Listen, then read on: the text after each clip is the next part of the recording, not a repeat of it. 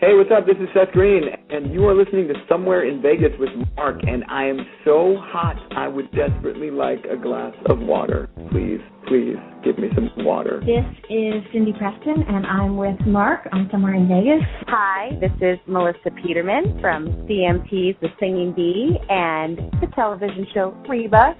And I have to tell you, I just have to get it off my chest, I love Somewhere in Vegas with Mark. Hi there. This is Faith Roscoe from General Hospital. You're listening to Mark on Somewhere in Vegas.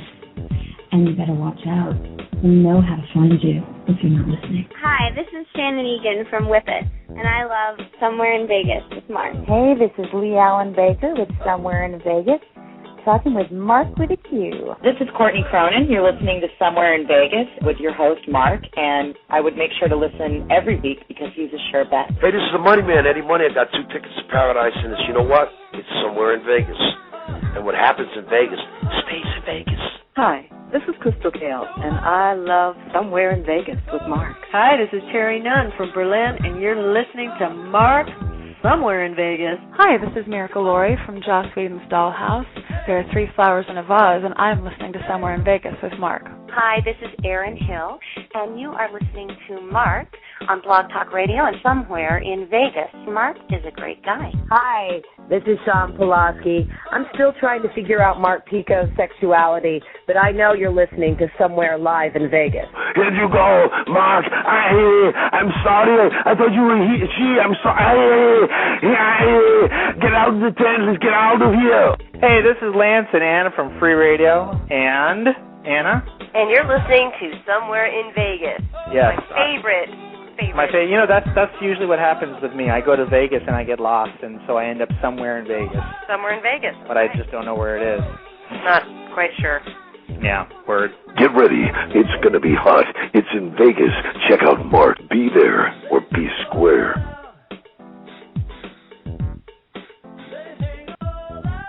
My guest at this time is a really talented, and I do mean talented, rock and roller. His new album is currently out right now. Rocky Kramer is on with us right now. How you doing, Rocky? Doing great. How are you?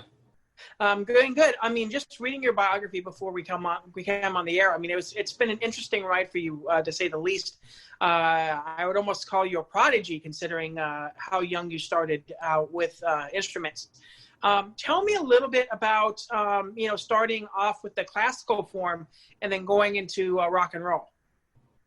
Sure. I come from a very musical family. My father was the first violinist in the Trondheim Symphony Orchestra. My mother was a piano teacher, and she was also singing in a choir, which is how they met. So I used to go to classical concerts all the time, and, even when I was very young. And I had just an early interest in music, mainly because I was surrounded by it.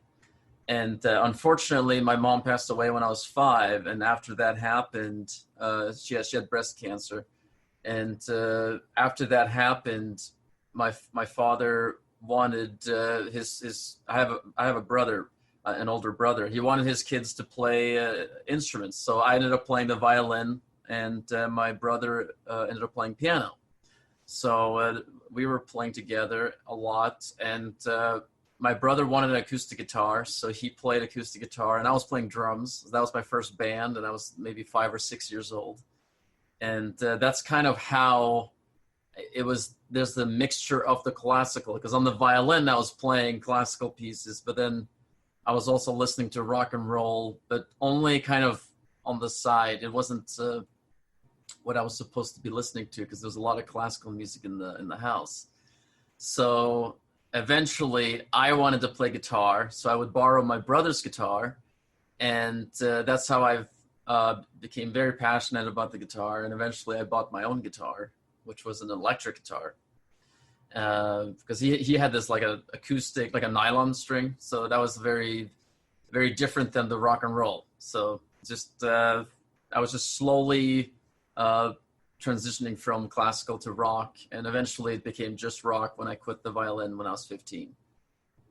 Well, with coming from a violin to a guitar, I mean, Obviously, the fingering's a little bit differently, but it still has, you had some kind of dexterity there as well. How was that transition over to guitar and eventually from acoustic guitar, and from violin to acoustic guitar, and then ultimately from acoustic guitar over to electric guitar?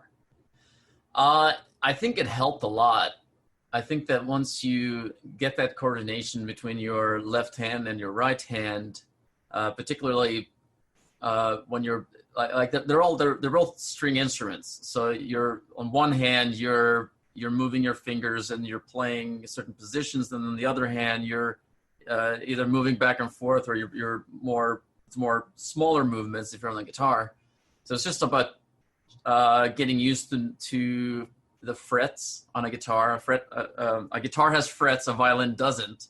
A violin, you have to be very accurate to sound good. You have to, because you have no help. On the guitar, you have a lot of help. And so in that respect, a guitar might be easier, but you do have more strings. So you have that in mind. And when you're playing electric guitar, you have to deal with the fact that distortion makes everything sound different, and it can make a lot of strange noises, but then you can also turn those noises into something cool if you like rock and roll.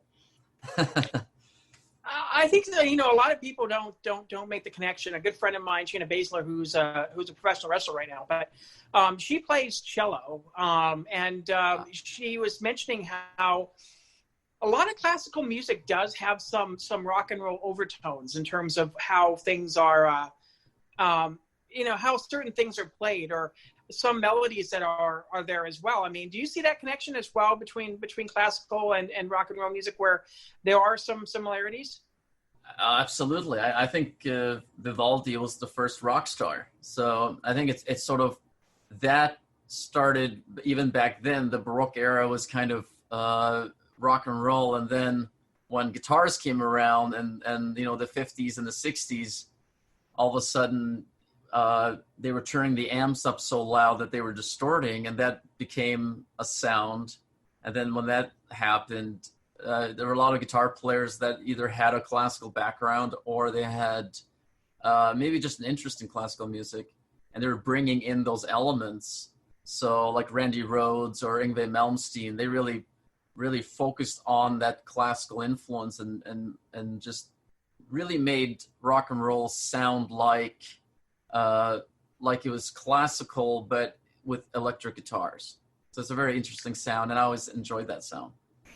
I should also mention, what just came into my mind is Led Zeppelin, because sometimes they would bring orchestras in to enhance their sound as well. So I think that crossover is really kind of interesting as well. And not to mention that a lot more modern artists are bringing in strings like violin into their thing as well. So this is a really great time to kind of experiment a little bit. It is. And if you listen to my album, there's a lot of strings, and I love strings, and I grew up with strings. I played them, and I listened to it a lot. And I think, like you were talking about cello, I mean, I love the cello. I think that's a great instrument. It's very emotional. It's very beautiful, and there's a lot of cello on my album because it's a beautiful instrument, and I think it enhances the sound of the song. Yeah, let's talk a little bit about the rock scene over in Europe. I mean, here in the United States, obviously, a lot of growth, a lot of different things going on here, but I don't think very many people know how the scene is over there. I mean, there are so many things. I've had country artists that do stuff over there in Europe as well. How is the music scene over in Europe, and what's it like to be over there and do concert venues and be able to have, back when we used to have crowds back then, but how was it to play and what was the kind of the reception, and what's the kind of the attitude over there in terms of music and rock? Well, so first of all, I now live in LA, so things have changed a little bit for me but I grew up there. I grew up in Norway, and when you're in Norway, music is, I think it's appreciated in a different way. I think people enjoy new music more than they do here. I think Americans are big fans of what they're already fans of, and they want to kind of stick to that. Not necessarily, but I'm not trying to generalize. But Europeans, they like to explore more a little bit. And so you can go to a place and you can play a show, and there might be 6 bands, and every band is different, and every band is influenced by completely different artists. And somehow it works. Like, you got the same audience throughout the whole night, and for some reason they're all like enjoying themselves, even though you're listening to a lot of different types of music. I always thought that was interesting. We were just on tour in the UK, and we were opening up for Buck Cherry, and so they didn't know my music. That's at least I'm pretty confident that they didn't. And it was kind of interesting to play it and see people's reactions, because they never heard it before, and it was kind of fun to see, like, to have some people just like their eyes just blew up or opened up. Blew up might be wrong. And it was just it's always fun to play in front of a real audience, and that's something that I definitely miss now, because we haven't done any shows this year, and it's been kind of sad. So definitely looking forward to going back to that. Yeah, I think a lot of us are as well. Hopefully it'll we'll start getting back to live entertainment coming in 2021. When it comes to your instrument, let's go back to your instruments real quick. How many instruments do you know how to play? I play a lot of them. I consider myself a guitar player for the most part, but I play the violin. I play drums. I also play bass. If you want to hear me play bass, I do covers. I've been doing covers this year, so you can hear me play bass on some of those. I know how to play ukulele, and at some point I did play harmonica, but I haven't done it lately, and I kind of miss it. It's a cool sound too. Am I missing anything? Keyboards. I grew up with 2 pianos in the house, so I'm very used to seeing a piano and just playing the piano just for fun. I was never trained, and I wish I was. So anyway, so it's like 6, 7 maybe. Yeah. Yeah, and about how many guitars do you currently own? Well, I have a lot of Fender guitars because I endorse Fender, so I'm a big Stratocaster fan. I have 4 Stratocasters, and I have a Telecaster and a Jazz Bass, and I have an acoustic and a few other ones. I think it's like 10 or 11 or maybe 12. I have a few in Europe also, so it adds up. Yeah, which brings me to my next question. Did you name any of them? When I was young, I didn't necessarily think so much about naming them, but after you have a few, they do kind of develop a little bit of a history, or there's something about the guitar that has something to it. So I have one right here this one's called Pearl, and it's because the color is actually it's not really white, it's like a pearl essence type of, it's very beautiful when you see it in person. It doesn't show as it's not as pretty on the camera, but so that one's named Pearl. My first guitar I called Number One. It's one of my first Stratocasters called Number One because that was my first Fender. It was my first Stratocaster.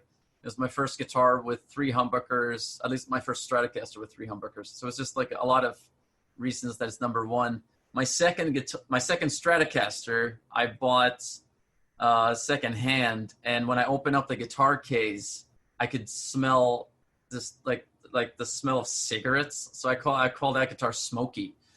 But Ziggy could work too, like a cigarette. But Smoky, it could also be Blackie. That also works. That's Eric Clapton has a Stratocaster named Blackie, so I'm trying to stay away from that name.